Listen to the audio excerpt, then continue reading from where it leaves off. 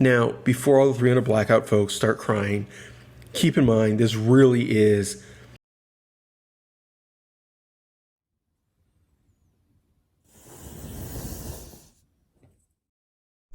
Hey folks, welcome back to Bullets and Brass. Let's talk about some new calibers for your AR-15. Specifically, these are things that came out in the last few years or only recently gained much traction. All of them are pretty much brand new though, last few years. The list breaks down into two sections very cleanly. There's the lighter, faster rounds designed for flat shooting at longer range. Then there's the heavier bullet, shorter range, hard-hitting options. One of them kind of crosses over, but it's still oriented more toward long range. Interestingly, both of the new heavy bullet options work in standard mags with standard bolts. They're a barrel swap only kind of situation. The zippier stuff all use non-standard mags, nothing crazy, but not standard 5.56 mags. One of them can use standard bolts, but otherwise they're not. Luckily, all of them use fairly standard options that are readily available, so it's not a big deal, but they're not as common and easy as the traditional stuff. Let's break it down. First, the flat light options. None of these are that great for barrel life. They're more well suited to competition or hunting, which is what they're really designed for. None of the rounds discussed in this video are meant for general plinking.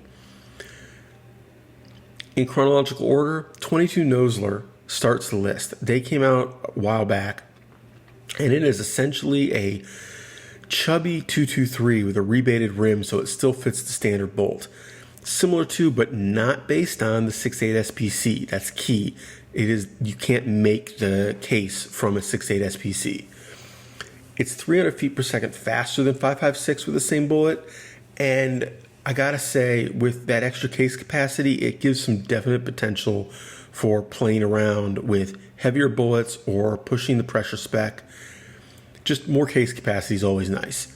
Official spec is 55,000 PSI, with a muzzle velocity of 3,500 feet per second, 1,500 foot-pounds of energy.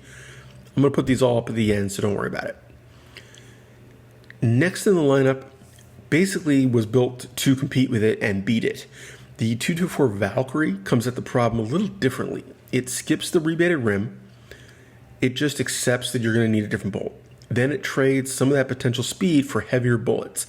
Heavier bullets in the same diameter equals higher ballistic coefficient. So I'll leave it to you to decide whether that makes sense for your particular role. But I gotta say that pushing a 90 grain Federal Fusion at 2,600 feet per second, that's one hell of a predator round in my book, or even smaller deer. That really kicks butt. The Valkyrie uses the same magazines as the Nosler, which are 6.8 SPC mags, and the specs, well, it's tricky because if you want to compare it to the Nosler, you've got to use the 60 grain VMAX load that only goes 3,200 feet per second and 1,500 foot-pounds of energy. But remember what I said about it being oriented toward heavier bullets?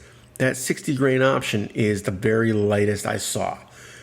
Okay, so heavier bullets going a little slower, better ballistic coefficient, better retained energy, flatter trajectory. The last speed demon round is the 6mm arc. And again, this one is designed to use a different bolt and a different magazine. In this case, the Grendels, the 6.5 Grendel Type 2 bolt and Grendel magazines. The ARC was introduced by Hornady, and it's actually relatively decent on barrels compared to the other two. You got a larger bullet at slightly lower pressure. It's going a little slower, but they're bigger, longer bullets. So again, higher BC, giving you more retained energy. Bullet weights are significantly heavier. You're pushing over 100 grains, with the factory initial offerings being 103 to 108. The original hunting offering was 103 grain ELDX, going 2,800 feet per second, 1,800 foot-pounds of energy at the muzzle. Okay, that's pretty impressive out of an AR-15 in something that is not one of the big bore, shoulder breakers. The match bullet version is the 108 grain, going a little slower. The ballistic coefficients on these are awesome, absolutely awesome. So you're going to get more retained energy and with velocity. So it's really, if you're reaching out there, these are great options. There's a reason this round is getting tons of attention, and I think it's going to do really well. I personally am really interested in it.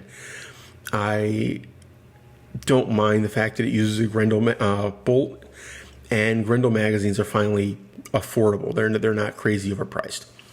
For comparison, a standard M855A1 round is 3,100 feet per second, 1,370 foot-pounds of energy, but that's a shorter bullet than most of these, and is not going to have the same retained energy.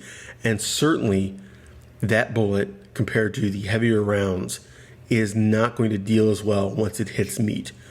Remember, penetration on meat is not the same as penetration on armor. So, going the other direction, the two heavier loads are both standard bolts, standard magazines. Now, we've talked about 350 Legend before. It's a straight wall round designed to meet the legal requirements certain states have for hunting. It's approaching 30-30 ballistics, but not quite there. The main claim to fame was that it's getting there in something that works in an AR15 and standard magazine and bolts. Really easy swap, relatively popular in the areas it's marketed to. The other option is from Wilson Combat, and at first it seems very similar to 300 Blackout. It's not. The comparison's hard to avoid, but they really don't fit in the same niche. It is specifically designed for hunting, and it is specifically designed to be a supersonic, full-length barrel kind of round. More accurately, the 300 Hammer HAM''R excels at short to mid-range hunting. You're not worried about short barrels. You're not worried about subsonic. You're not worried about, any of that shit. This is absolutely going to spank the 300 Blackout for that job.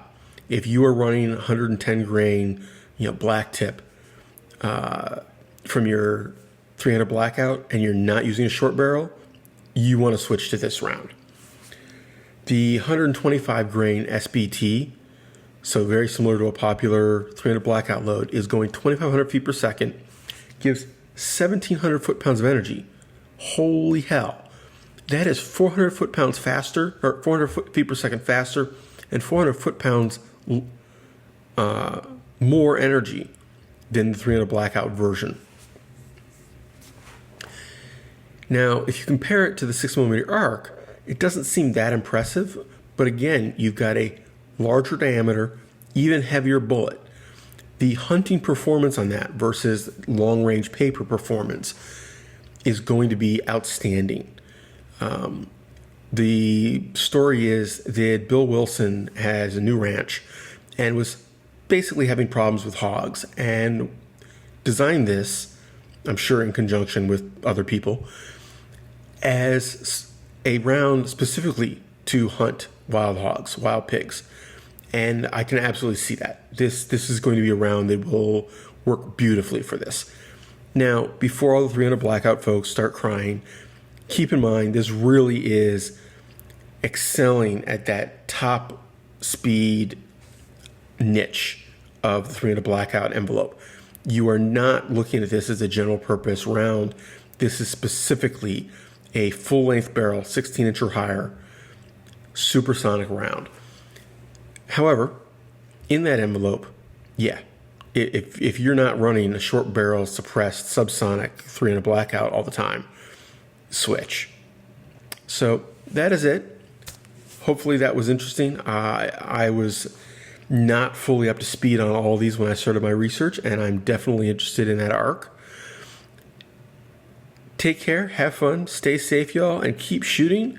And, give a new caliber a try. It's one of the beauties of the AR-15. It's easy to make switches.